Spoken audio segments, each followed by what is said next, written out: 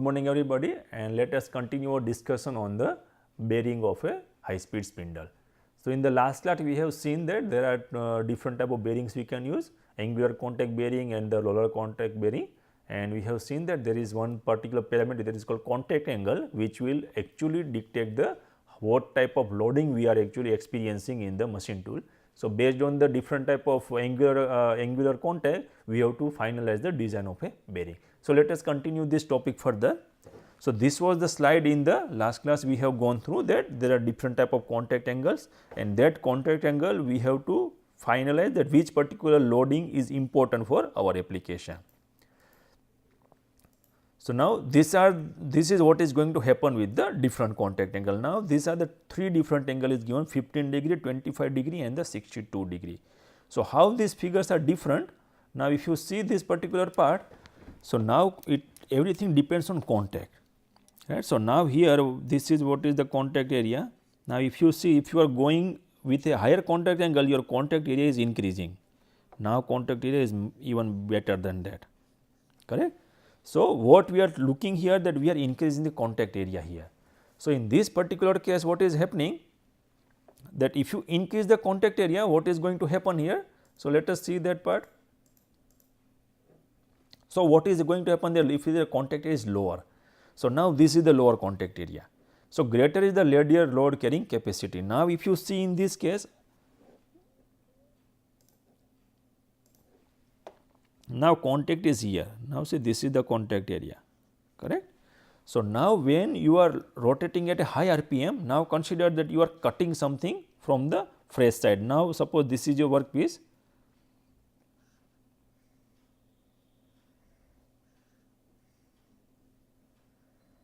Your spindle is here, that you want to cut through this surface. So, this is the amount of material you want to cut, and your spindle is located here, that means cutting tool. This is the cutting tool and this bearing is located here. So, this is the bearing.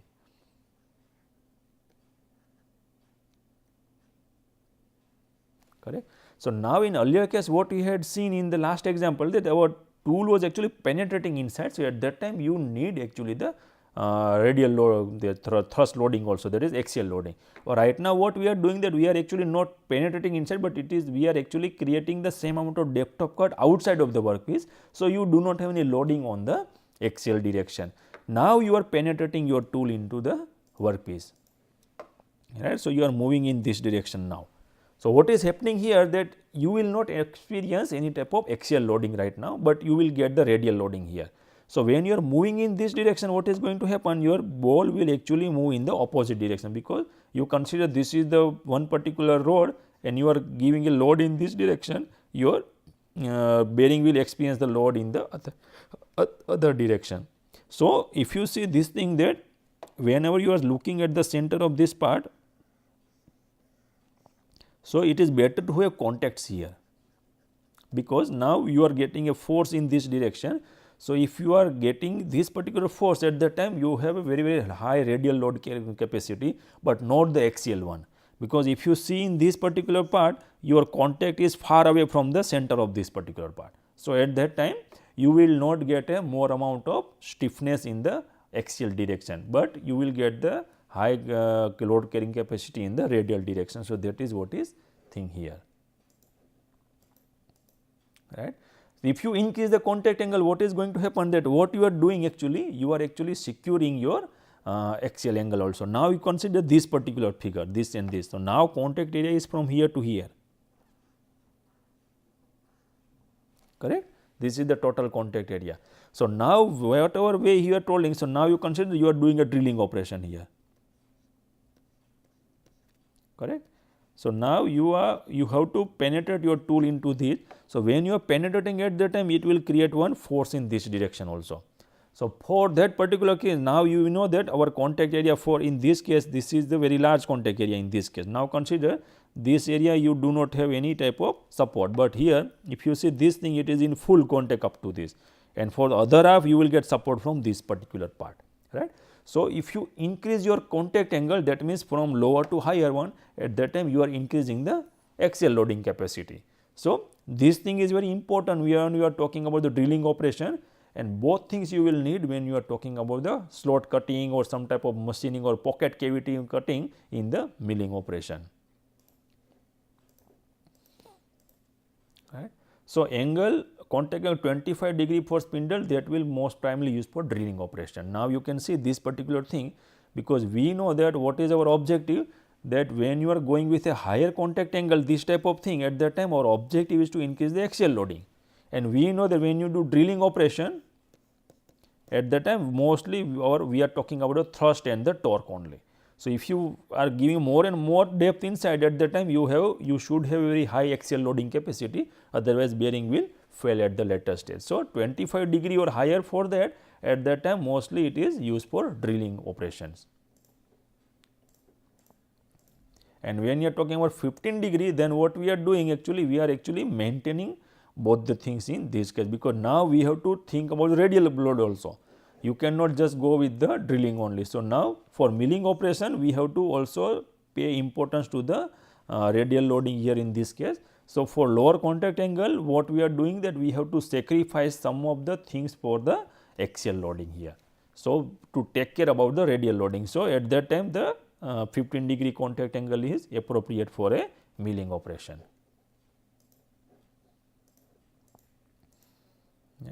So, what is the importance of preloading? So, because we have seen in one animation also in long time before, that if there is a unavailability or you are not preloading the bearing, at that time there is a allowance between the, or the clearance between the races and the ball. So, what is happening because of that? Let us see it, that it is necessary to have a controlled amount of internal clearance or the looseness between the ring and the ball, called the radial plate, to allow for a free movement. So, the purpose of the preload for certain application, you do not require preloading for all the application, that also you have to consider. That purpose of preload is to remove this excess play, whatever we are telling here, by applying axial or the thrust load to a bearing. So, now what is happening here? So, now this is one of the bearing. What is happening here, that here at this location, this is the outer race,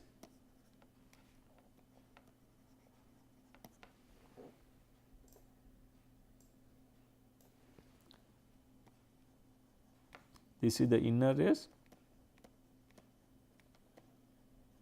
and this is the ball. Now, here what we are doing, it is firmly grip between the two things, right. So, there is a full contact here, what we were looking at here at this location. So, this is very much penetrated inside the races. So, it is a full contact here. So, you do not have any type of radial play or any type of free movement here right now. So, what is problem with this particular thing? That bearings with no play. So, it does not have any play, you are not providing any radial play or any type of excess play which is required for free movement. So, what is happening because of that? You will get a wear and heat up excessively. So, why it is happening here? Because why we are using bearing here? Because we have to rotate this bearing. Our objective is to rotate this bearing in between the races, outer race and the inner race. Now, if you are firmly gripping this thing, what is going to happen? You are not getting free motion here at this location. So, at that time what is going to happen here, that it will not rotate, but it will actually skid only, correct. So, when it will skid, at that time this contact will be under friction, there is a high amount of friction generated here. When there is a friction, it will heat up. When there is a heating, at that time there is a chances of wear, because we have seen in that roughness is that even though it looks like a very fine surface, but macroscopically there are lot of roughness undulations are there. So, these are the roughness profile. So, because of that, what is happening, that when it is sliding or skidding on the surface, instead of rotation, at that time there is a removal of this material, and because of that you have to you will get one additional clearance, that is actually you have not intended to do that.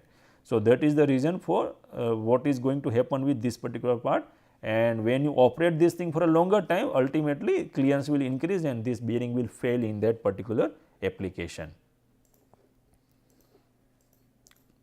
So, second one is that it is exactly opposite to that first condition. Now, here that you have a clearance, and their clearance is, this is their clearance. Now, what is happening here, that this particular dimension, whatever you are thinking, that this particular bearing will move in the two directions. So, now you consider this is the axial, so this is the radial gap,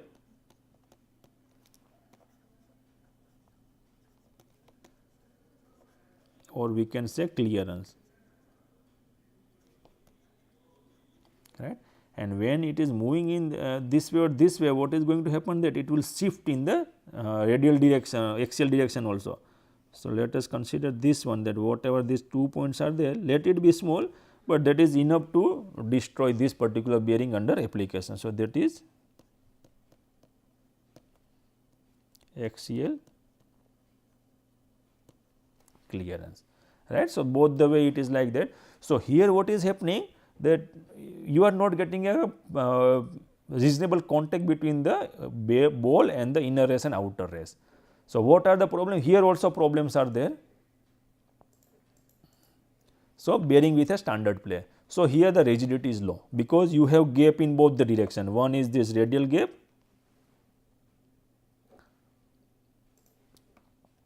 one is in radial gap and another one is in axial part. So, you do not have rigidity, because your system is not perfectly stabilized. That means, whenever there is a loading, at that time, instead of passing that motion to the bearing, first it will actually deform itself. That means, it will loosen between this particular, whatever be this gap, 10 micron, 50 micron or 100 micron, whatever is there, it will actually move within that part. So, you will not get any additional movement. So, rolling element can slide or skid instead of rotating here. Now, what is going to happen, that here it is a firm contact. So, mostly it will happen sliding here, and here what is happening, the loading is, that means contact is not at all in both the surfaces. So, what is going to, bearing will move randomly, it does not have any type of control motion here. So, it may happen that it will slide only, because for rotation what is going to happen, that first whenever there is a contact at one particular race, whether it is in outer race or the inner race, if one of the thing is rotating, at that time, if bearing is in contact with that rotating element, bearing will rotate. But right now here actually there is a standard play between these two. So, initially it may rotate also, but after the contact is loosened from that, then it will slide also. Sometimes it will skid also, because it is not doing anything and it is just sliding on the top surface. So, this is what is going to happen with this part, and we know that rigidity is very important for micro machining application, because you cannot have any type of a play within the system, let it be in a 1 micron or 2 micron, because when you are talking about the dimension control in 0.1 micron, then these things are very, very dangerous for the final job operation. So, this is what is happening with the bearing with a standard play. So, this is also not good for the micro machining operation, this is also not good for micro machining. So, what is good for this, both the things? Then what we have to do, that you use this particular standard play, and then what you have to do, that you have to apply one force here at this direction. So, once you put the force, what is going, you are shifting this inner race little bit inside. When you are shifting, what is going to happen, this particular point will contact. So, you will get a contact here, and when you are shifting the ball in this direction, you will get contact here also, correct. So, now what we are talking about that angle alpha here, correct. So, if you want to increase this contact angle, what you have to do, that you have to increase the, you have to change the design of this particular outer race and inner race. So, you will get a additional contact between these two different surfaces. So, in that way you can actually think about the different contact angle. So, this is called the preloading of the ball bearing. So, bearing with a proper preload. So, what is going to happen, that you will get rigidity, because now ball is in contact with both the race, outer race and inner race. It reduces vibration, because now it does not have play, both the surfaces are in contact, and still it is not in full contact. Now, if you see this particular gap here located here, so the contact is here only, not on this location, right. So, it is actually in contact, but not like a no play. So, this is not the condition. So, this is whatever we are talking here, this whole thing is actually in between these two, right. You have a contact, but not the firm as this one.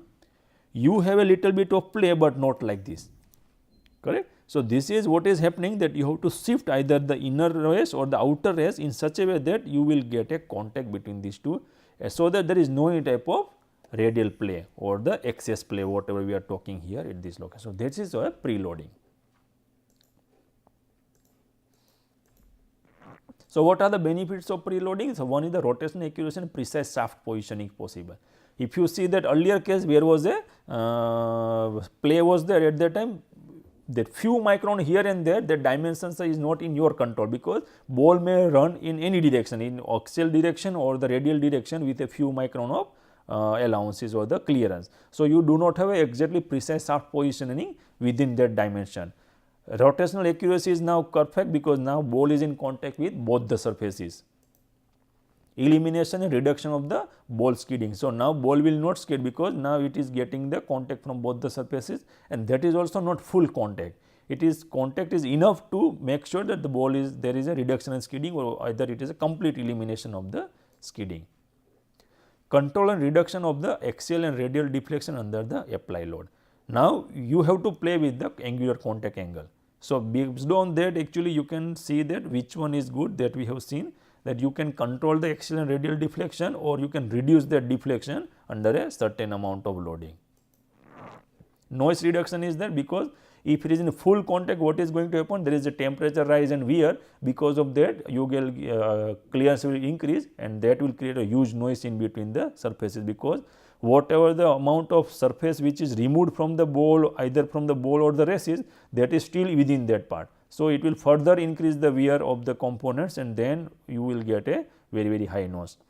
And if it is a full normal contact, that means the normal clearance between the two surfaces, ball is actually free to move in axial direction as well as radial direction. So, because of that unintentional motion, you will further get the noise, but that is not happening in the preloading bearing. So, that is the advantage. But there are things that if you excessively preload it, what is going to happen, that it will increase the heat. Excessive preload means, that is the first example, that your ball is completely fixed between the inner race and outer race. So, same thing will happen, that you will increase the heat, stresses will be very high, and fatigue loading and the torque will also increase. Why we are getting fatigue loading here? Because we know that our shaft is here. Suppose this is our cutting tool, right, and we are putting bearing here. Consider these are the bearings, correct. And now, what is going to happen, that you are cutting a slot here. So, now this is your workpiece,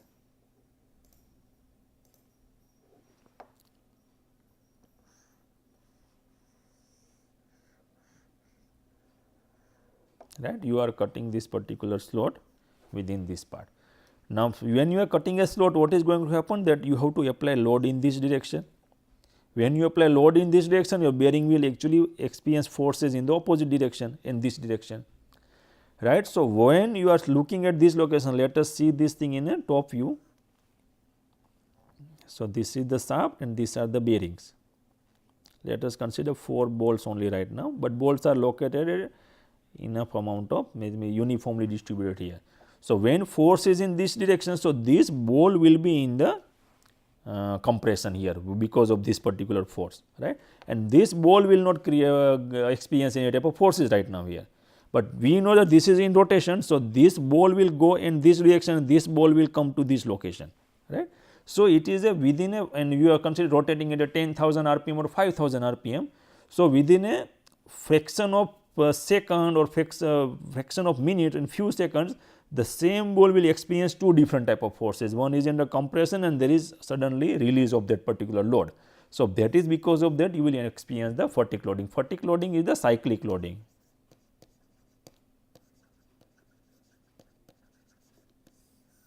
Right. So, because of that, what is going to happen, that you may get a premature failure in the bearing, because it will not able to compensate that particular thing, because you have tightly fixed this particular ball within the 2 races. Insufficient preload, now consider that there is a preload, but it is not sufficient, then resonant vibration happen, and because whenever there is a vibration at that time, it will actually fix with matches with the natural frequency, and you will get a extremely high vibration, and fritting of the raceway will happen. because whenever there is a gap, at that time what is happening, because of the centrifugal force, ball will try to hit the races, it will not rotate around the races, and because of that there is a fritting of this particular raceways, and that is creating a problem at the later stage.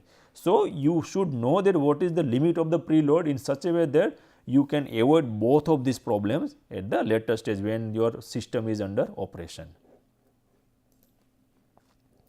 Right. So, what are the critical application of bearing preloading? So, because we know that when we are using for a high precision high speed application, what we need a high rotational positional accuracy, otherwise it will create lot of problems at the later stage, because your tool run out is also one of the problem because of this improper fixing of the bearings and improper design of the spindle. It is not only because of the fixing of your tool to the tool holder, but because of these internal problems also you may not get the high rotational and positional accuracy at the later stage. So, when you are talking about high precision, high speed, you always look for the high rotational and the high accuracy.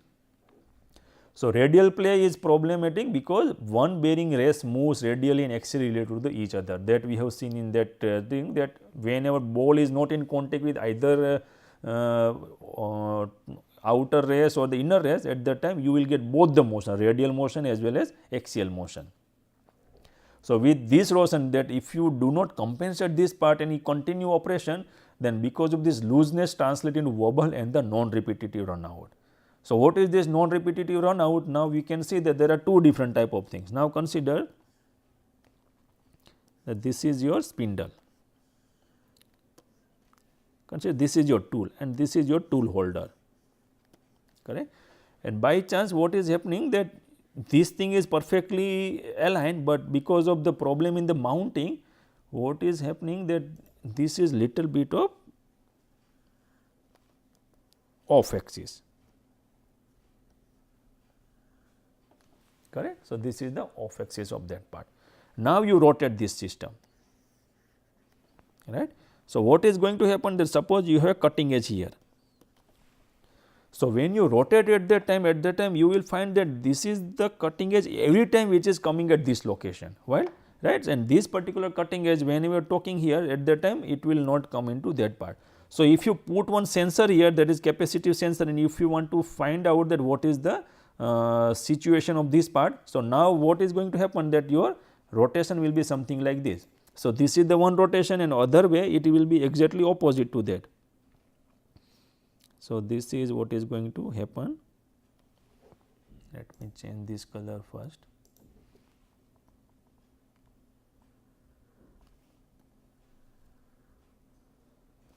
Correct. So, what is the thing here? So, this is your intended diameter, right. The red color whatever is there, this is the thing which you are getting, but what you are getting this additional motion. So, this is what you are getting additionally, but this is called the repetitive run out. Why it is repetitive run out? Because it will not change with respect to time. If you see, if you put one capacitive sensor, it will find out that how many times you will get this particular movement here. So, it is, you will get one signal something like this, right, because your sensor is located here. So, whenever this edge will come here in a one rotation, you will get one signal here because it is very close to it. After that, it will stay away at this green position, you will not get this signal, that means signal strength will reduce. Again after this green, again it will try to move in this, again strength of the signal will increase and you will get one signal here, that is by some type of non-contact type of sensor. So, this is called repetitive because it will not change with respect to time, or you can also see it is not a random thing. But here this is a random thing, because here what is happening, that our ball is here, our race is here, and now we do not know the which way your ball will move, whether it will move in the axial direction or it will move in the radial direction, right. So, that is the reason that whatever run out is happening because of this, that suppose you have a balls here in this direction, but you have a straight complete system. So, now this is the cutting tool and this are the, consider this is the bearing, this is the same thing, right. So, now what is happening, that you do not know that your ball is moving in this direction or it is moving in this direction, because it has freedom to move in both the direction. So, now this whatever run out you will get here because of this motion, because here also it may come in this way also come, it may come in terms of the dimension in the z axis also, because it can move in this direction also. So, this whatever run out you are getting here, that is because of, that is why it is called the non-repetitive run out, not in the cyclic loading in this way or other way, where you can actually get the perfect or uniform pattern of the run out signal, but that is not happening here in this case. Right. So, what is happening, because unacceptable in the applications such as machine tool, spindle, electric motor, amplifier, encoder, flow meter and high speed hand tools. So, these are the applications where you actually do not want this type of uncertain things which are very difficult to move in the other direction. So, why this is required? Because then axial preload forces the ball into contact with the raceway. So, that is why we need a preloading of that, so that you can avoid all these problems at the later stage. So, what are the different methods of preloading? So, there are two methods. One is the spring loaded. So, what is we are doing here in this case, that this is our bearing. So, now our objective is to move either inner race or outer race in such a way that it will create a contact at a certain location. So, if you put a spring here and then you tight it from this particular part, so wherever this spring is touching, so this spring is touching at the outer race right now. So, when you are pushing this part, your spring will push the outer race in this direction. So, you will create a contact at this part, right. So, this is the contact by the spring, right. So, this is called spring preload. So, what you have to do, that you have to use a coil spring or spring washer that apply constant axial load to the outer ring or the inner ring. That is up to you, that which particular things you want to restrict the motion, and most common it is a simple and less expensive method, because you have to mount a spring here and then it will actually create a contact between the ball and the particular race, and can accommodate the slight misalignment of thermal expansion and the contraction of the component. Because now we know that even though we are telling that heat is less here, but still it is a physical contact, right. Let it be line contact or the point contact. So, when you rotate at a high RPM, you have a lot of losses because of the motor current also, as well as there is a mechanical friction. So, after a certain duration of time, when you are rotating at a thousands of RPM, then there is a, what is going to happen, that there is a expansion, there is a thermal growth of the shaft. So, when there is a thermal growth of the shaft, what is happening, that a small amount of misalignment this particular thing will accept, because we are using a spring, it is not a hard mechanical contact. So, if you are getting a thermal growth of your system, then what is happening, that spring will take care of a certain amount of misalignment. So, that is one of the advantages of the spring preloaded, because now, because we know that if there is a excess misalignment, expansion or contraction, your spring will actually respond accordingly, because it is already preloaded. So, if you are expanding, then it will further preload, further loaded, or if it is a contraction, then it will actually release little bit. So, small things here and there will not make much difference to the particular this type. And then another type is the solid preload type. This thing we will discuss in the next class, because this will take further more time. So, let me stop this lecture here. We will continue this particular topic in the next class. Thank you very much.